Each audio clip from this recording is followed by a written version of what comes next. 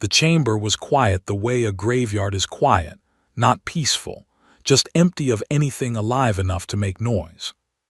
7 thrones sat in a wide circle above the clouds of Seneth Prime, held up by a station so old that 3 different species claimed they built it.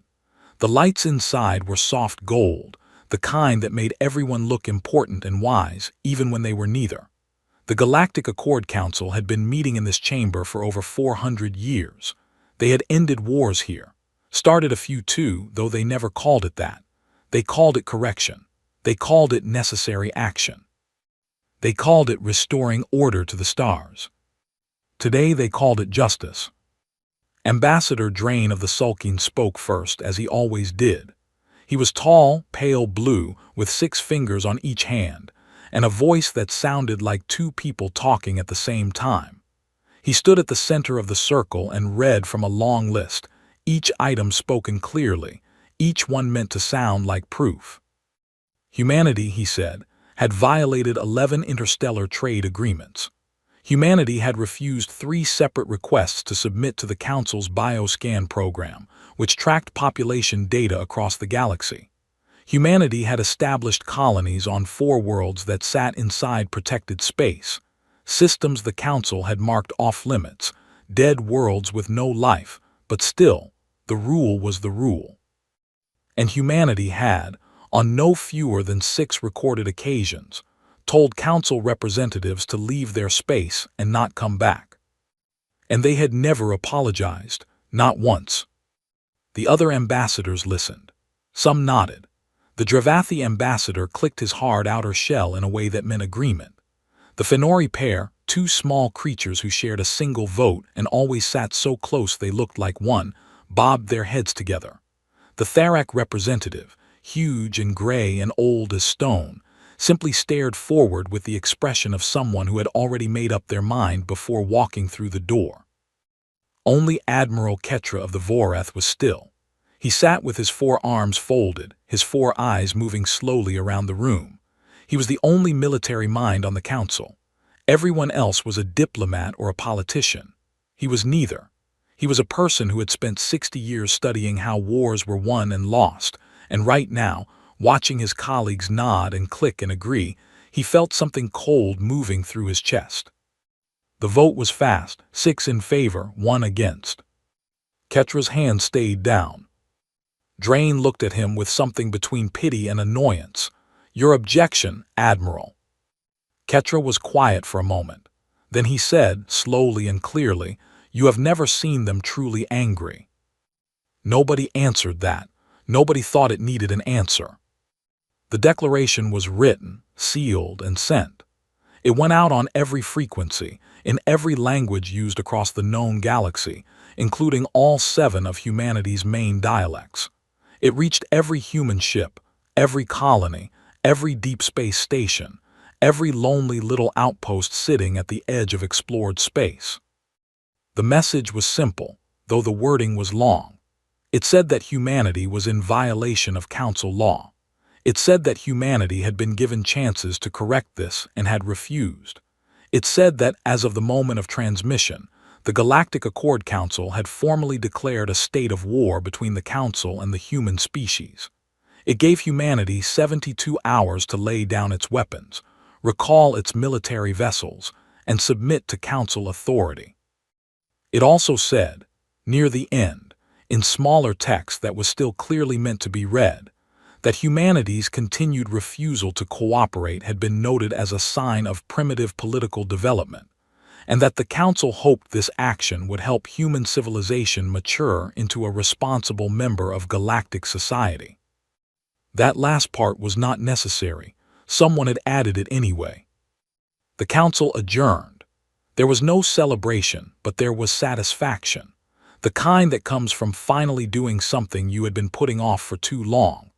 Drain spoke briefly to the Dravathi ambassador as they walked toward the exit, and the words swift resolution and minimal resistance passed between them like a done deal. Ketra did not walk with them. He stood at the great window and looked out at the stars for a long time. The ISV Relentless was not a pretty ship. It had been built for work, not show, long and dark, with a hull that had been patched so many times in different metals that it looked like a quilt someone had made during a power outage. It was a deep reconnaissance vessel, which meant its job was to go far out into the dark, find things, and come back with information. It was fast, quiet, and crewed by people who did not mind being far from home for long stretches of time. Commander Lyra Voss had captained it for 9 years. She was not tall, not impressive to look at, not the kind of person a stranger would notice walking through a crowd. Medium height, dark hair cut short and practical, a face that had spent too many years under recycled ship air and artificial light. She had a small scar along her left jaw from a mission she never talked about, and she had the habit of going very, very still when she was thinking hard about something. She was very still now. The transmission had come in 40 minutes ago. She had read it once fast, then twice slowly, then a third time even slower. The datapad sat on the console in front of her. Her coffee was beside it, going cold.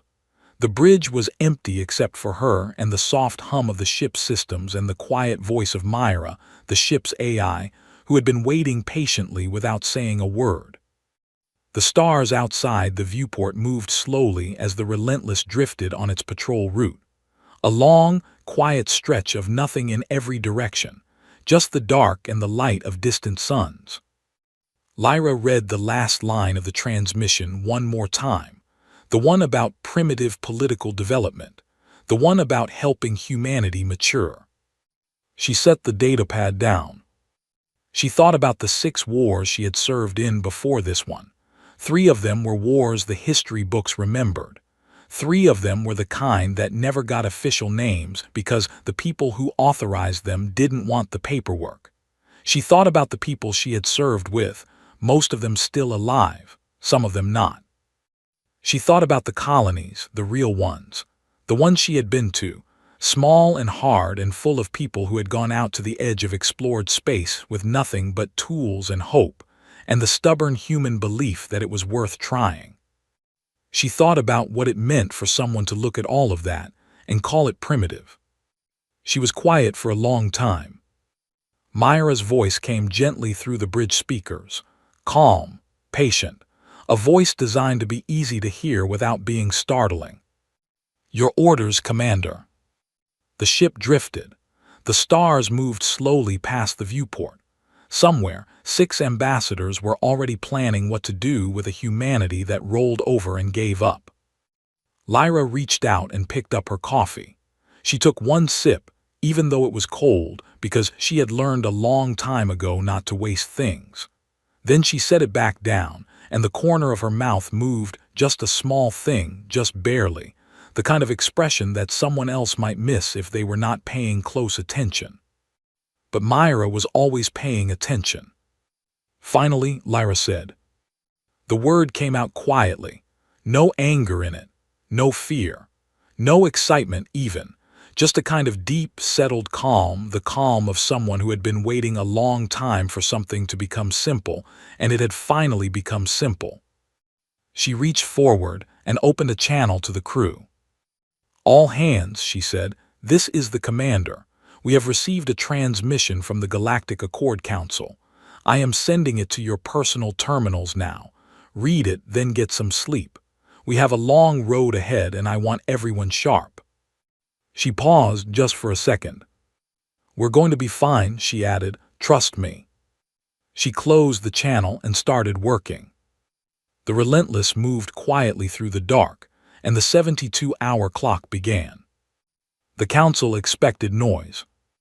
That was the honest truth of it, though none of them would have said it out loud in those words. They expected transmissions, panicked calls from human colony governors, emergency broadcasts from their military command, angry speeches, maybe, or desperate ones. Some kind of signal that the declaration had landed and that humanity was scrambling to respond, arguing, dividing, the way they always seemed to do when something went wrong. What they got was silence. Not the silence of an empty channel, not static, not a technical problem, just nothing. Humanity received the declaration, and then humanity went quiet, and the quiet stretched out across the 72 hours like a held breath. and not a single human representative contacted the council to negotiate, surrender, object, or even ask a question. By hour 40, some of the ambassadors were beginning to feel uneasy, though they told themselves and each other that this was simply the silence of a species that knew it was beaten and had not yet found the words to admit it. Ketra did not say anything. He spent those 40 hours in his private office reading files he had pulled from the council's own historical archives, old records, some of them dusty with disuse, from the early days of first contact with humanity. He read them slowly and carefully, and the cold thing in his chest got colder. The other species of the Galactic Accord had stories about how they reached the stars. The sulking told theirs often because it was beautiful, a long age of peace and philosophy, centuries of slow and steady scientific progress, a species that looked up at the sky and thought, "We should go there," and then went gently and with care. Their first contact with another species had been warm. They had exchanged art.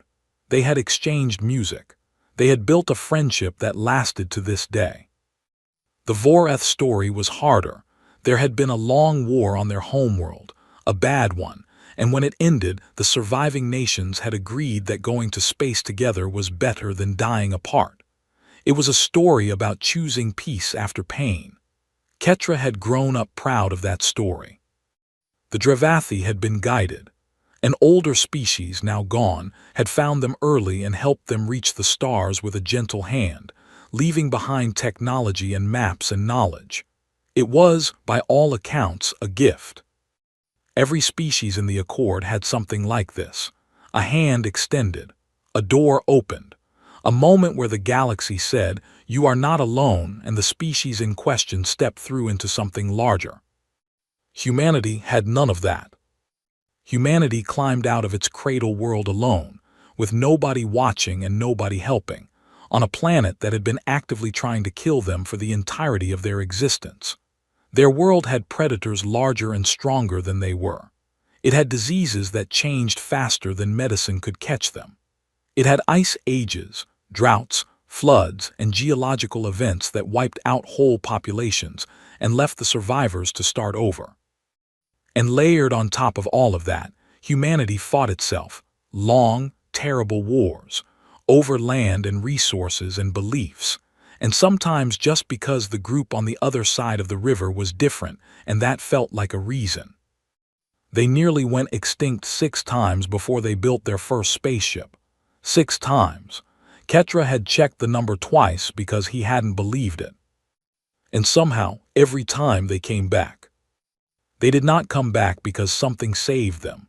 They came back because enough of them refused to stop, refused to lie down, refused to accept that this was the end.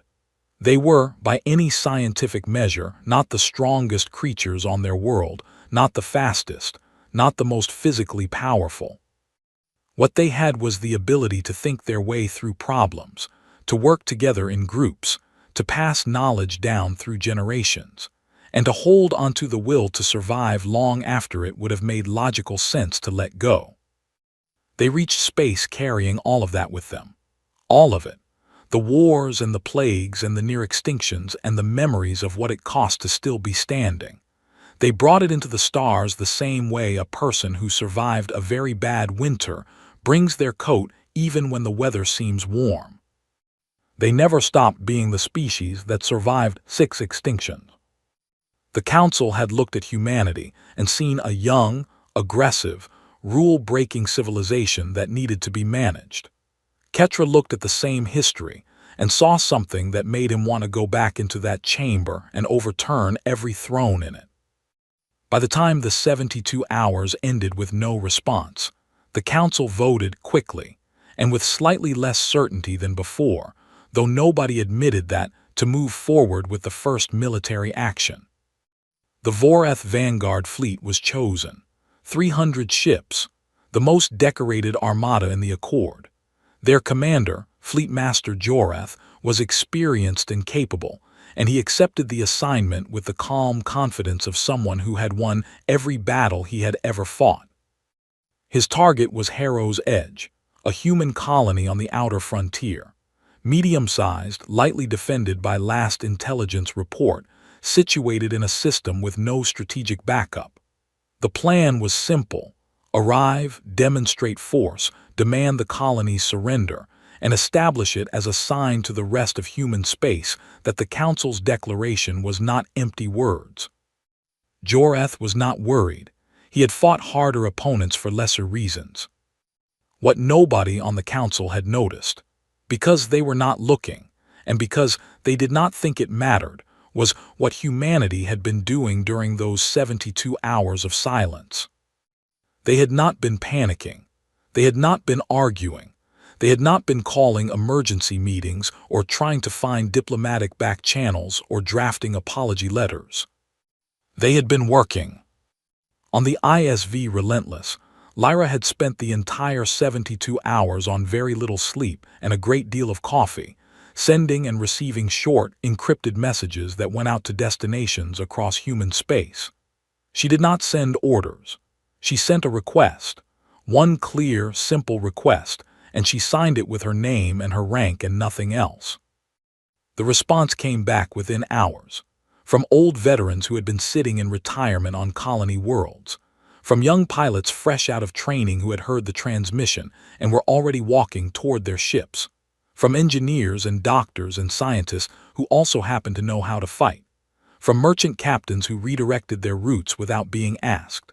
From small frontier stations that pooled their single patrol ships and asked where they were needed. Humanity did not have a single massive military command that gave orders and expected obedience. It had never worked that way and probably never would. What it had instead was a shared understanding, old as the species, worn into the bone, of what it meant when something came at the people you loved, and what was expected of you when it did. You showed up, you brought what you had, and you did not stop. The Council's tactical systems, watching human space for signs of military buildup, saw something confusing. Human ships were moving, yes, but not massing. They were spreading out, going in different directions, dispersing across a wide arc of space in what looked, to every model the Council ran, like a disorganized retreat, like a population scattering in fear.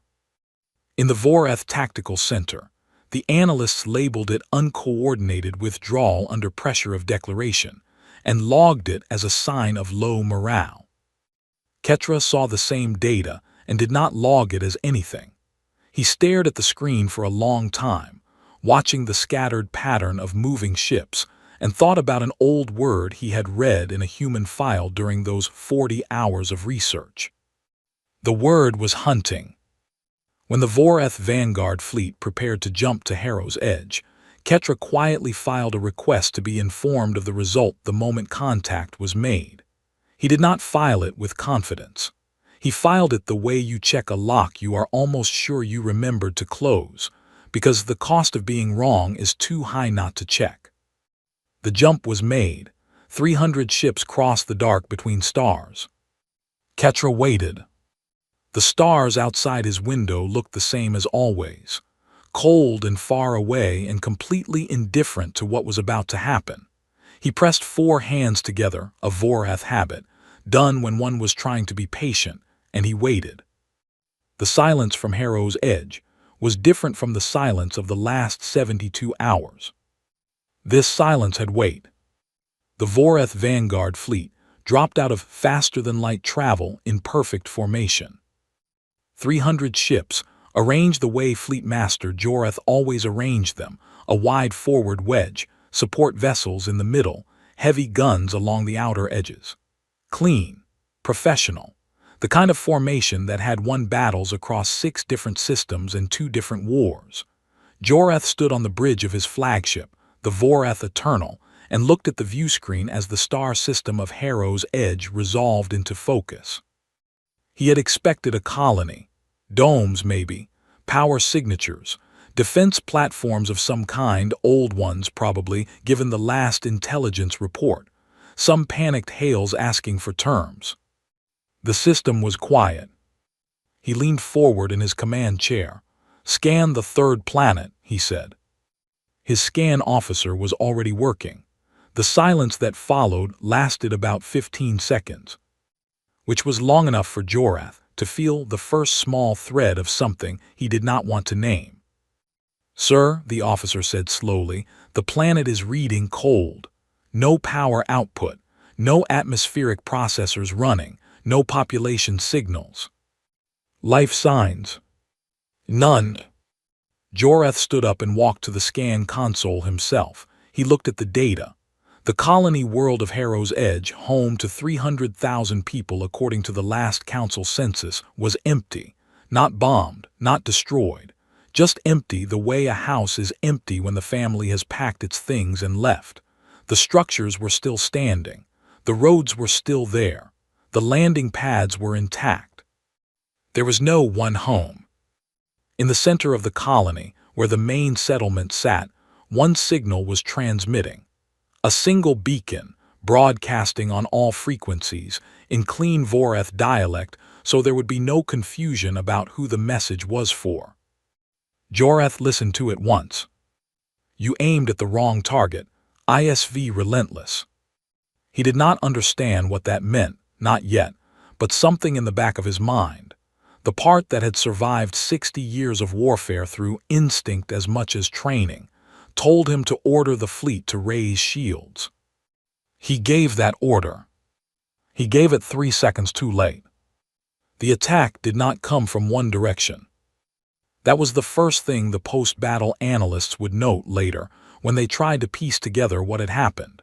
Every battle doctrine the Council used, and that the Voreth specifically were trained in, assumed that an attacking force would come from a position, a direction, a point in space from which the enemy could be identified, targeted, and engaged. Lyra did not come from a position. She came from several. The Relentless and the 14 ships she had gathered in the hours before this moment were small, fast, and had spent the last 18 hours sitting very still inside the asteroid belt on the far edge of the Harrow's Edge system, running on minimum power, cold and dark, waiting. Several of them had hidden in the long shadow of the colony's moon, tucked in close to the surface where the rock disrupted scan signals. 2 had gone even further.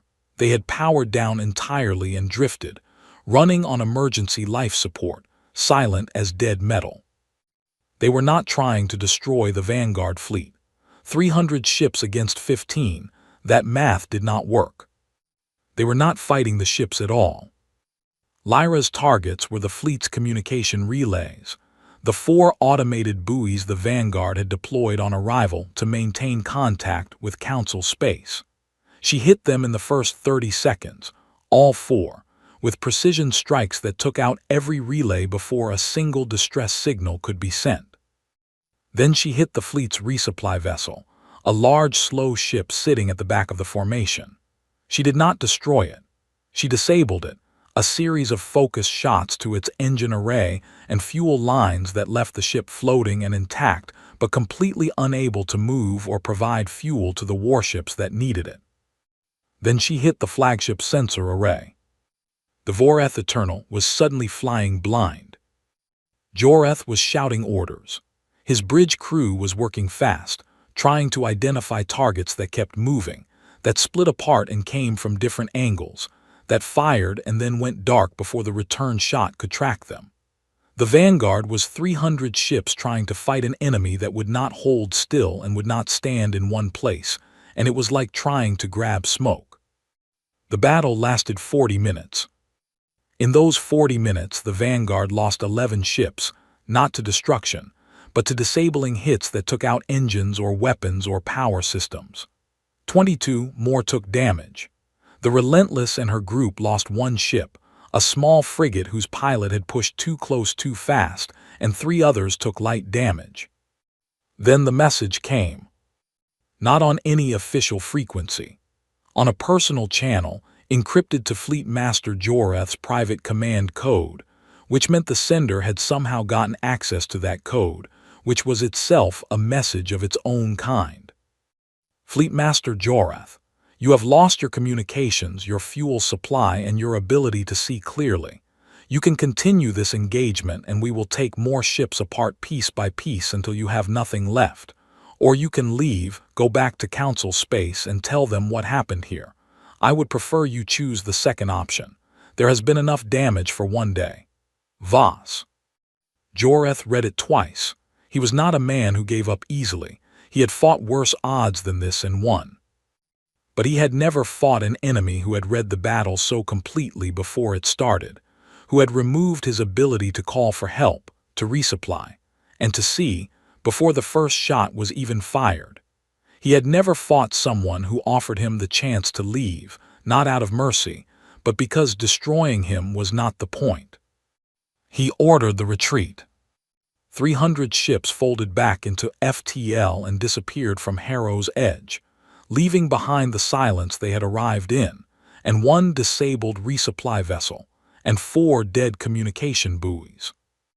The colony world sat empty and intact under the light of its sun.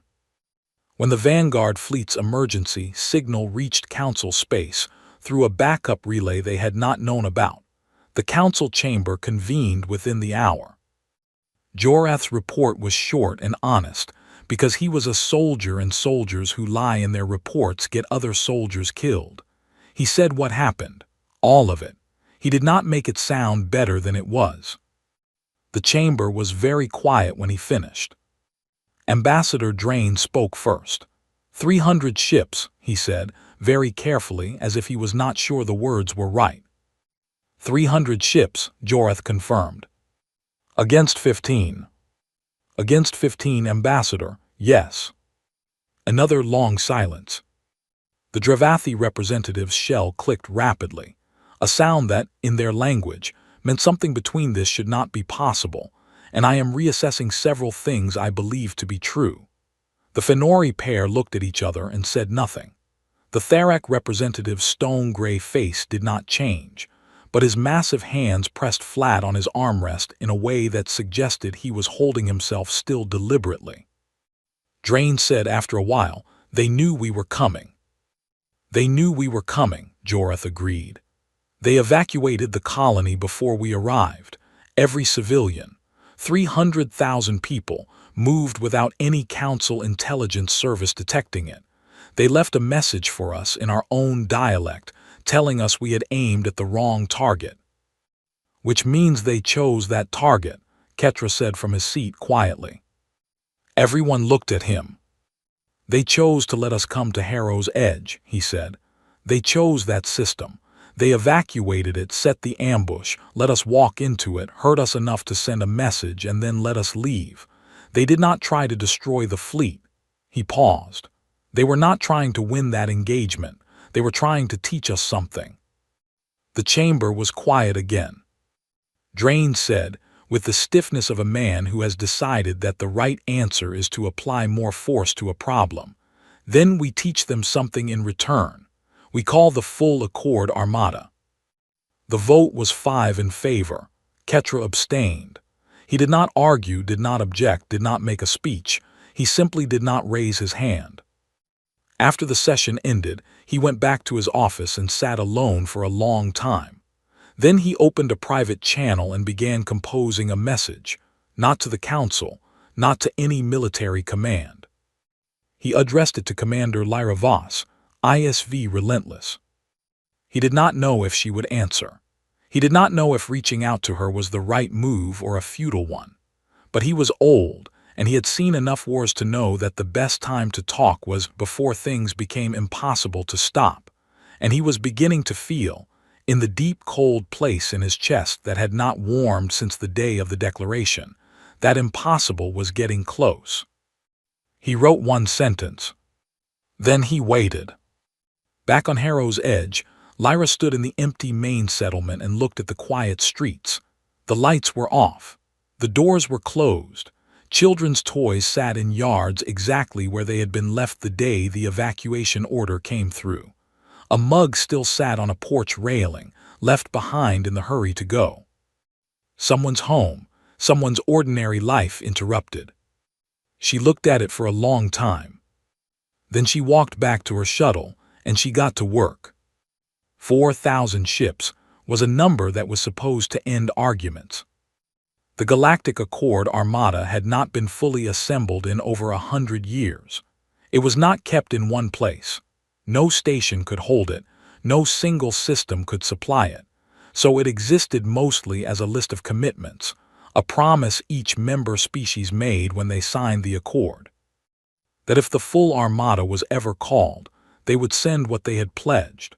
Some of them sent a little less than pledged, as they always did, and some sent exactly what they promised.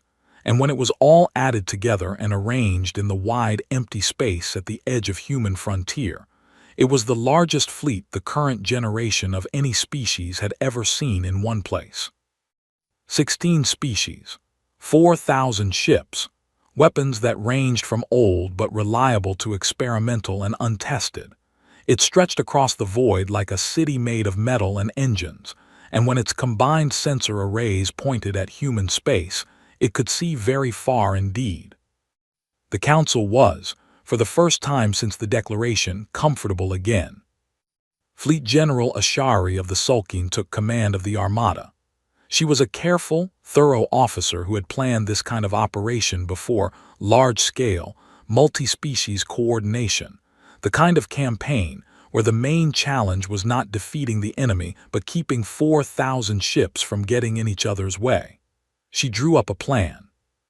It was a good plan, solid and well-organized, built on the assumption that humanity would be forced to defend its territory and that the Armada would simply be too large to stop. She transmitted the plan to the Council. They approved it with minimal changes. Ketra read the plan and then set it down and did not say anything, because he had already said everything he had to say and no one had listened. And there was a point at which saying the same true thing over and over again stopped being wisdom and started being noise. He had, however, received an answer to his message. It was short, 3 words and a question. "What do you want?" He had written back, and they had begun to talk. The Armada moved into human frontier space on the 43rd day after the Declaration. What it found at the first target system, a mid-sized colony called Varen's Post, was a fortified shell. The people were gone. They had been gone for days, moved out through routes that left no trace the Armada's scouts could follow. What remained were the structures, and inside those structures, layer after layer of automated defense systems, mines, booby traps, and carefully placed explosives that turned every building into a potential weapon. The colony had been converted from a home into a maze, and the maze was designed not to hold the Armada off forever, but to cost it time, fuel, ammunition, and ships in exchange for ground that no longer mattered because the people it was meant to protect were already somewhere else. Ashari noted this and adjusted her plan. She would bypass fortified colonies and strike at the open supply lines instead. The supply lines were gone. Or rather, they had changed. Human resupply ran through dozens of small, unmarked routes that shifted position regularly, carried by vessels with minimal power signatures that were nearly impossible to track at long range. The Armada's scouts found a few of them. Most of them vanished before they could be intercepted. She adjusted again. She would strike at the human shipyards, the places where their vessels were being built and repaired. The shipyards had been relocated. Not all of them and not quickly, but enough that every time the Armada found what looked like a major target, it turned out to be a secondary facility or an empty shell. The primary construction had moved to smaller, dispersed locations hidden inside asteroid fields and deep system shadows. And while the Armada was searching, and adjusting and searching again, the attacks on its edges never stopped. They were not large attacks. They never came from a big force. They came from small groups of fast ships that appeared, hit something specific, a fuel depot, a communication relay, a repair vessel, a sensor platform, and then disappeared before the Armada's response could reach them. No single attack was devastating, but they were relentless and they were precise, and over weeks they added up in a way that the Armada's logistics officers tracked in reports that got longer and more worried every time. Ashari was a careful officer, and she did not panic. But on the 61st day, she sent a report to the council that was the most honest thing she had ever written in her career. She said that the Armada was making slow progress. She said that it was not fighting the war it had been built to fight. She said that the human strategy appeared to be designed to make every advance expensive and every victory empty, and that she did not currently see a clear path to the kind of decisive engagement that would end this conflict quickly. She did not recommend retreat. She recommended patience and resources, more supply ships, more scouts, more time. The council gave her what it could, which was less than she asked for, because 3 of the member species were already experiencing economic disruptions from having their military assets committed to the Armada for 2 months, and the economies of space-faring civilizations, it turned out, did not enjoy being put on hold indefinitely. Ketra and Lyra had been talking for 3 weeks by the time he asked her the question. They talked in short messages, never long, always encrypted, through a relay chain that Ketra had set up himself using methods he had learned in his first decade as a military intelligence officer, and had hoped never to need for something like this. He was, technically, in violation of at least 2 council communication protocols by doing it. He had decided he did not care.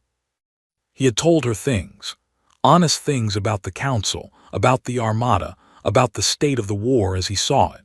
Not because he was betraying his people, he did not think of it that way, but because he was old enough to understand that wars which cannot end quickly tend to end badly for everyone, and the only way to end this one was for someone on each side to be honest.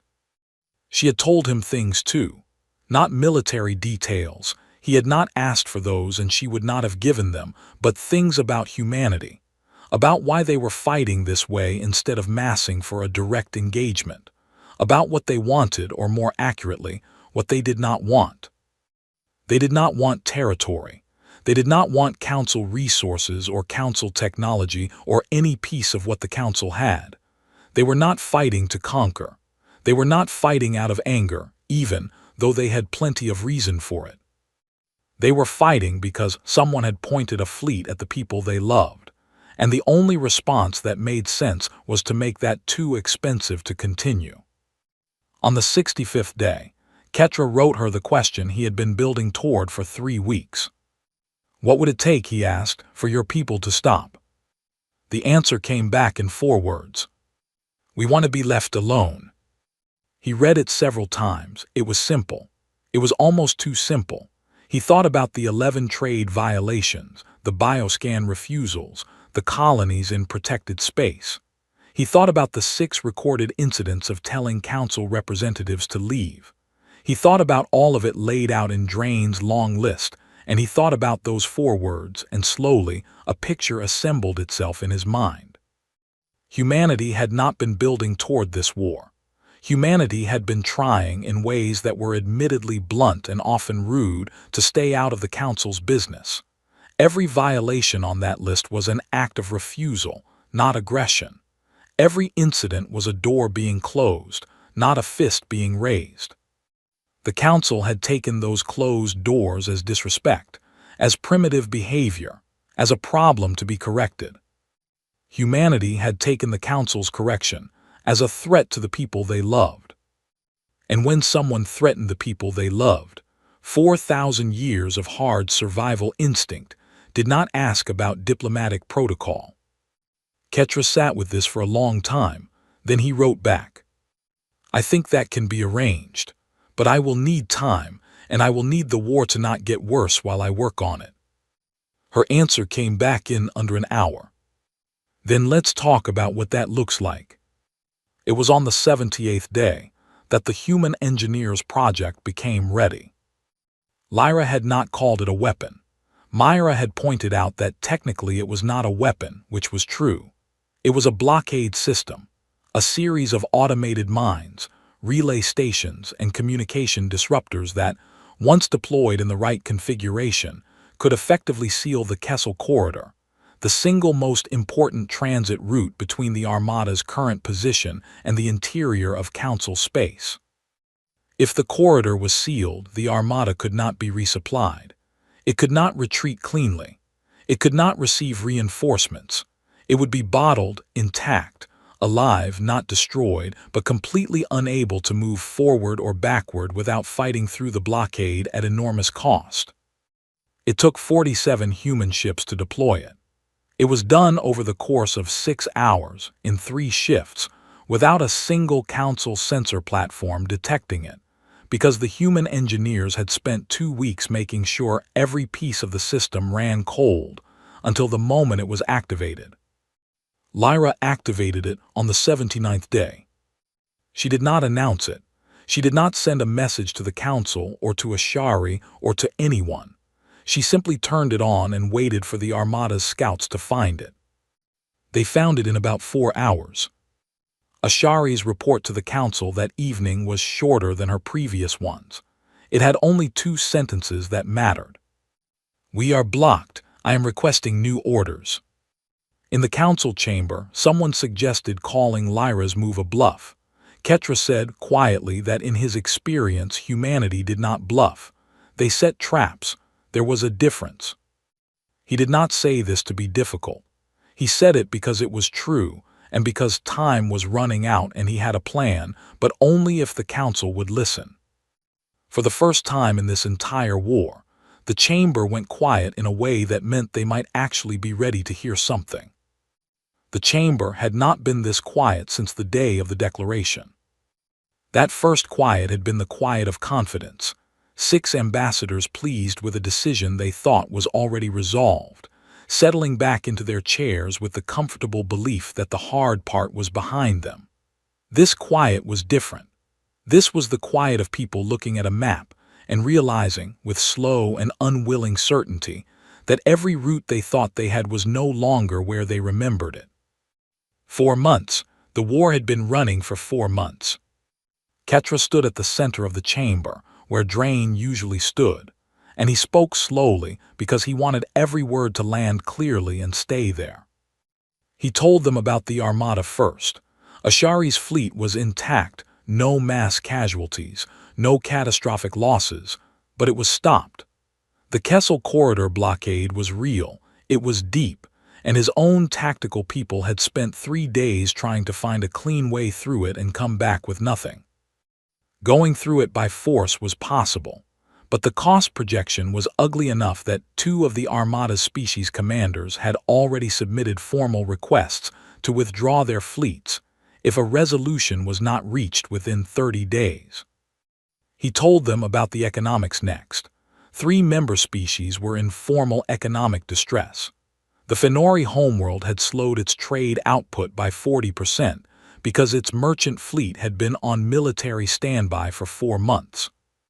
The Dravathi were quieter about it, but their trade ministry had been sending signals that Ketra's office had intercepted, not out of any espionage, but because the Dravathi signals had been getting louder and less careful, which was a sure sign that someone was worried and not bothering to hide it anymore. He told them, finally, about the whisper that had been moving through 3 of the outer member species for 6 weeks, the word secession.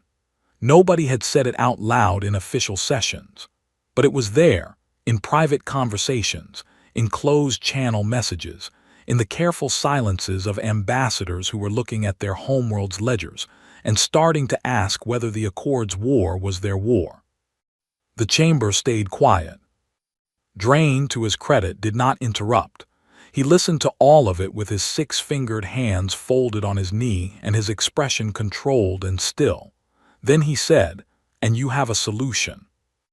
"I have a conversation," Ketra said. "I have been having it for 3 weeks. I believe an agreement is reachable." "With her?" "With Commander Voss, yes." There was a pause. "She does not represent the human government," the Tharak representative said. His voice was deep and slow, like rocks grinding together. "She is a single military officer. She is the person who evacuated 300,000 civilians from Harrow's Edge before we arrived," Ketra said. "She is the person who disabled the Vanguard fleet with 15 ships. She is the person who built and deployed the blockade, currently holding 4,000 of our ships in place. He paused. I am less concerned with her title and more concerned with the fact that she is the most effective human military actor in this conflict. And she has been talking to me, and she has told me what it would take to stop. Another pause. Which is, Drain asked. To be left alone, Ketra said. The chamber sat with that. Lyra received the council's request for a formal transmission window on the 80th day. She read it twice, told Myra she would need 30 minutes, and then sat alone on the bridge with the lights low and her coffee hot, actually hot this time because she had made it fresh, and she thought carefully about what she was about to do. She was not a diplomat. She had never claimed to be, and she was honest enough with herself to know that this part, the talking part, the ending it part, was harder for her than the fighting had been. Fighting had rules she understood. You could read a battlefield, see the shape of it, make a decision and act on it. Talking was different. Talking was trying to reshape something that had already been built badly and get it to hold weight anyway. But she was also tired. Not broken tired, not the kind of tired that means you are done. The kind of tired that meant she had been doing this long enough that finishing it correctly had become more important than anything else. She thought about the mug on the porch railing at Harrow's Edge. Someone's ordinary morning, interrupted. She thought about the pilot they had lost in the Vanguard engagement, a 23-year-old from a colony in the outer belt who had wanted to be a ship designer before the declaration came through and changed his plans. She thought about the 300,000 people who were living in temporary housing on 4 different colony worlds, waiting to go home.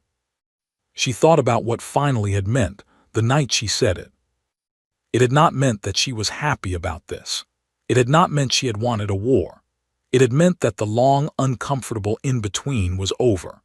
The years of closed doors and refusals, and telling council representatives to leave, the slow, escalating pressure of a governing body that had decided humanity needed to be managed, all of that had been building towards something, and now the something had arrived, and at least a thing that had arrived could be dealt with.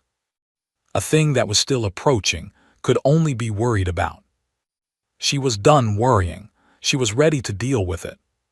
She finished her coffee, straightened in her chair, and opened the channel. The transmission came through live to the council chamber.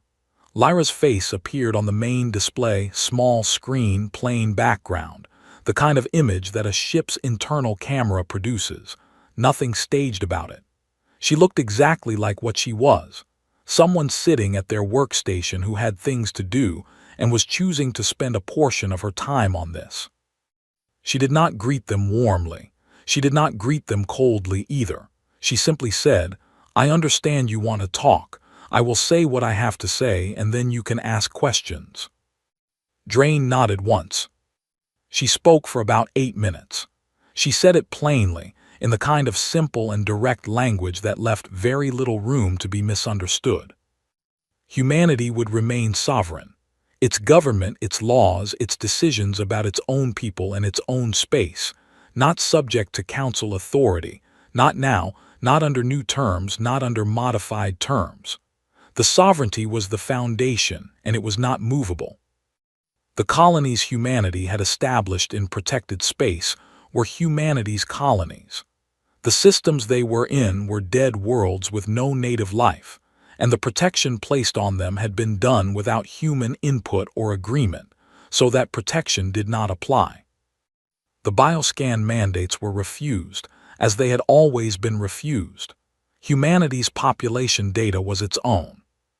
The trade agreements would be renegotiated. Not canceled, renegotiated by representatives sitting across a table as equals, not as a governing body and a managed species. Equal parties, equal voices. If the council could agree to that, there was a framework for trade that could work for everyone.